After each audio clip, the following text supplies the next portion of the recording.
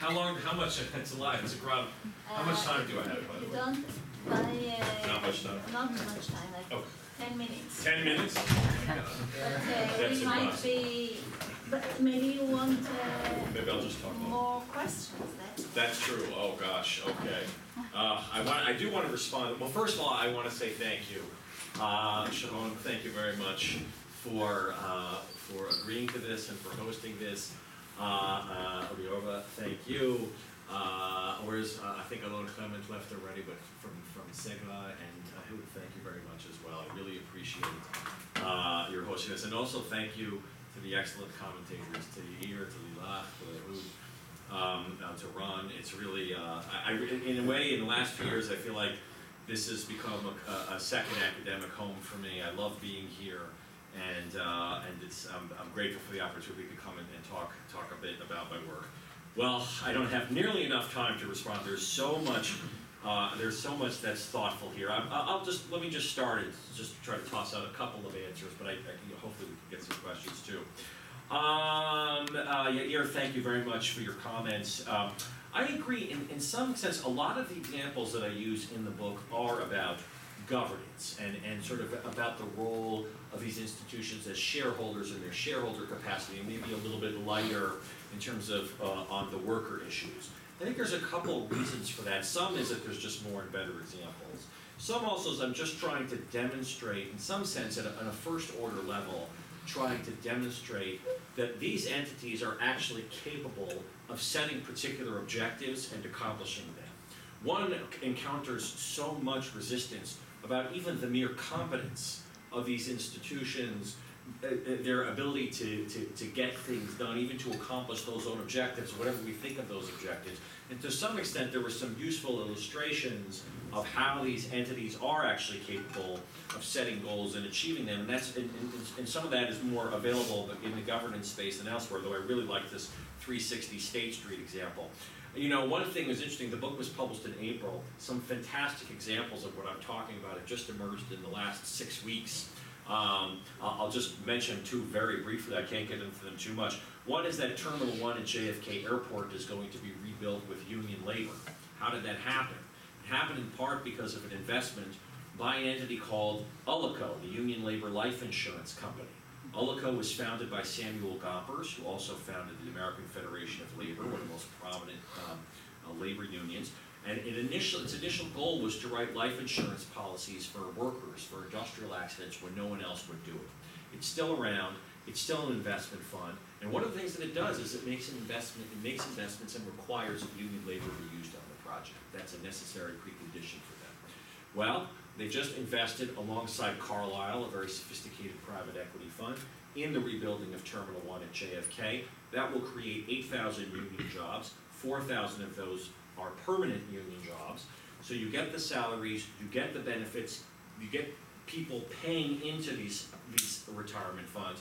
This is admittedly the best, the most optimistic version of the story, but if I really want to get optimistic on you for a moment, in some sense, if you could scale something up like this more broadly, particularly there's huge discussion in the United States now about the crying need for infrastructure investment. Trump has spoken about it, the Senate Democrats have adopted legislation, so on and so forth. If I want to be the most Pollyannish about where this kind of thing could go, and maybe this comes back to some of Yair's comments, one can imagine a situation of these entities stepping forward, using their own capital to make necessary infrastructure investments that not only get the returns, but also create the jobs, and hopefully create that virtuous circle story. And, there are other examples. New York City recently adopted a responsible contractor policy requiring the hiring of union labor on real estate and infrastructure projects. They have $190 billion in assets. What happens after that? What happens after that is that Blackstone, the private equity fund, raising $100 billion for infrastructure investment in the United States, agrees to adopt the same policy and apply it to those infrastructure investments in the U.S. So that's sort of the best case story there, and I think examples like that are helpful. The voice versus exit piece, I think you're right on exit. I do make that diversification point right at the end, by the way, about how you actually can you really only need 30 to 40 stocks to diversify, which does suggest that there could be an exit option, because many of these entities are invested in thousands of companies, and they could maintain their diversification. And that reinvention of exit is actually one of the suggestions I have, or something I put out there on the table at the end, which is, and then of course it could create some other interesting issues, but it would also increase their stakes in other companies where they're invested down. So CalPERS getting its own management is an interesting point. In fact, one of the hot topics of conversation has been CalPERS capitalizing its own private equity fund. Final point from you, Iris, I want to respond to, which is, you anticipated the paper I'm working on right now, which is actually, while there are great reasons, I think, to prefer defined benefit plans, there are middle grounds between the individually managed 401k and the collective DB fund, including collective DC. You could have a CalPERS as a mutual fund. You could have a DC fund with your Bobby deals on it. You could have a DC fund where you get your pro rata share of the pooled entity. And that would mean that you would retain the shareholder voice, but also shift the burden away from the state and the local employer. So I think that's there. Ron, some quick responses. This is fascinating to learn about the history of the Histadrut, and also it's nice, it's so nice to get a sense of some of the cycles of history, particularly when, if you feel yourself to be in a down cycle, you can always just think yourself, well, hang on, maybe things will turn. Some of the points that you raised, which also echo some of the other points about the fiduciary duty tensions and questions here. Hood, you also talked about that quite a bit. So there's a lot to respond to here. I guess so responding to both of these points from Hood and from Ron. Yes, it's true. I mean, I make the point about how we might view some of these private benefits to the pension funds and the labor union funds as compensation for most of the time doing the work of investors more broadly. I think the best example of this in the book is Proxy Access, okay? So, Proxy Access, which is the right for shareholders to put their own nominees directly on the proxy. I know the corporate law people know this, but to be able to nominate their own potential board members and put them on the ballot. Proxy Access was struck down by the DC Circuit Court of Appeals. And the rationale of the DC Circuit was exactly the rationale you raised. This is going to be used by public pension funds and labor union funds to pursue their own special interests, different than everybody else's interests, and therefore that was one of the main reasons why the DC Circuit struck it down.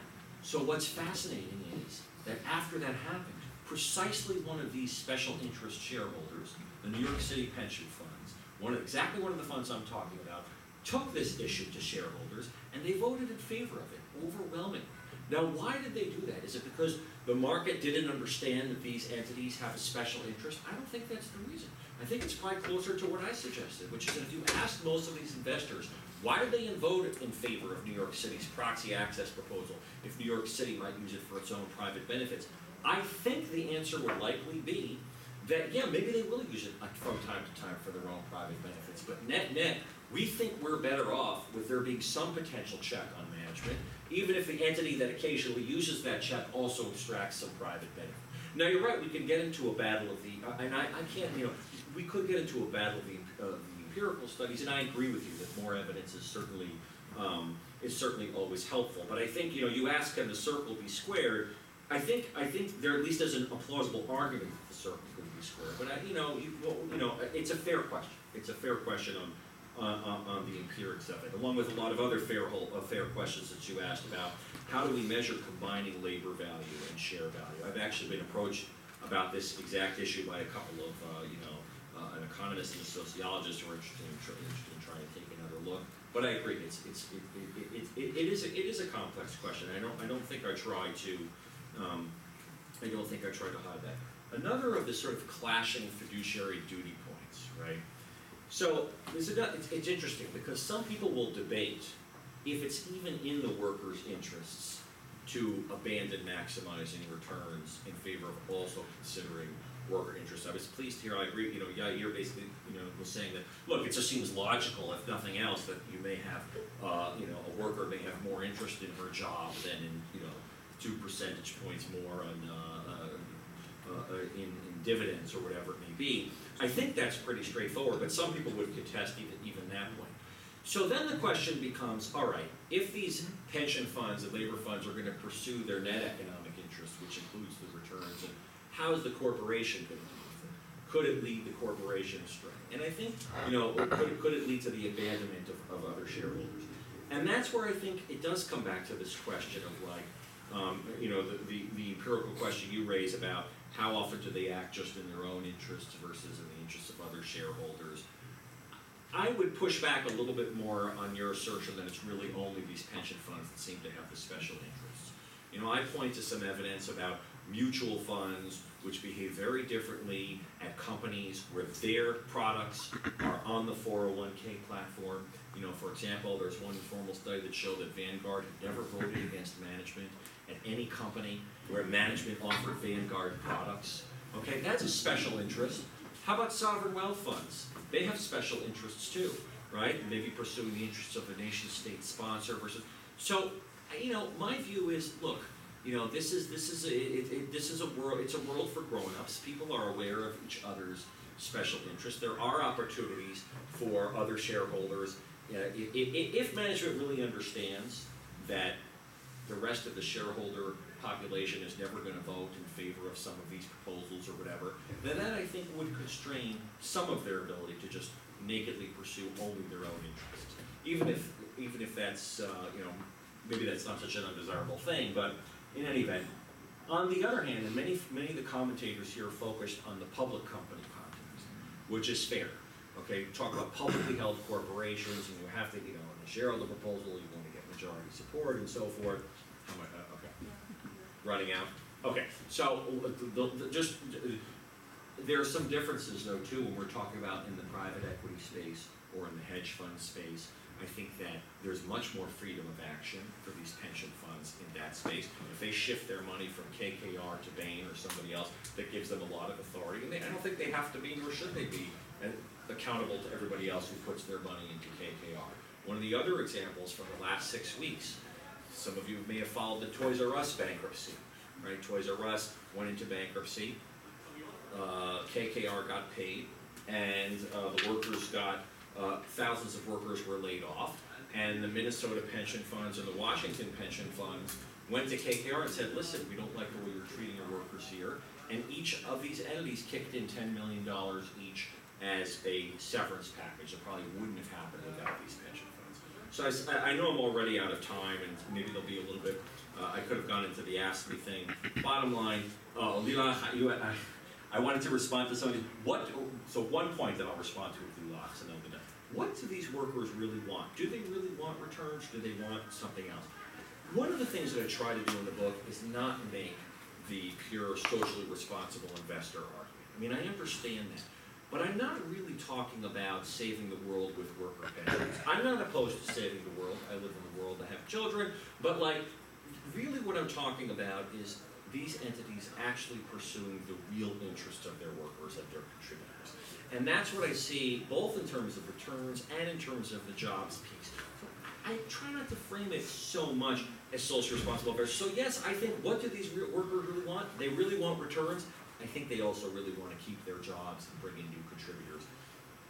And so I think that's sort of narrow enough to really be anchored in their direct economic interests. Why don't I stop there? I don't know if we're totally out of time or if we have a couple other time for some. Yeah, I wanted to